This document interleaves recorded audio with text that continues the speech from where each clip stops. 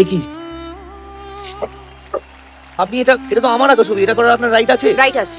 আপনি আমার পারমিশন না নিয়ে আমার ছবি আঁকছেন, আর আপনি যে বইটা স্টাডি করছেন ওটা আমার বাবার লেখা।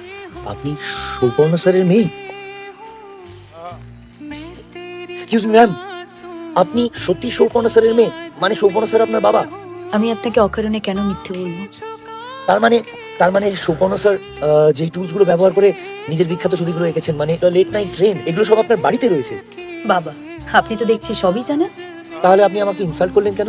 আমার আঁকা না দেখে আপনি কেন বলে দেন যে আমি আঁকতে পারি না? আপনি কি আমায় থ্রেট দিচ্ছেন? না, I am defending my self. আপনি দেখুন আগে, তারপরে ডিসাইড করুন যে আমি ছবি আঁকতে পারি না। যদি খারাপ লাগে বলবেন, আমি আঁকা ছেড়ে দেবো।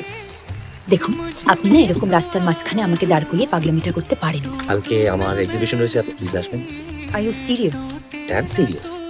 এখানে অ্যাড্রেস দেওয়া রয়েছে, যদি পেতে অসুবিধা হয় ফোন নম্বরও দেওয়া রয়েছে, আপনি ফোন করে নেবেন। আমি আসতে পারবো না, আই এম সো সরি, আমার কাজ আছে। শিল্পীর মেয়ে হয়ে শিল্পীর কাজ না দেখেই তাকে জাজ করে দিচ্ছে। ভালোভাবে বলছি, আপনি এক্সিবিশনে আসুন, আপনি আসতে চাইছেন না। Be careful. আরে একজন শিল্পী স্ট্রাগল জানেন, তাও আসবেন না। আপনি আসবেন আমার এক্সিবিশনে? আপনি তো আমার কাজ দেখেনই নি।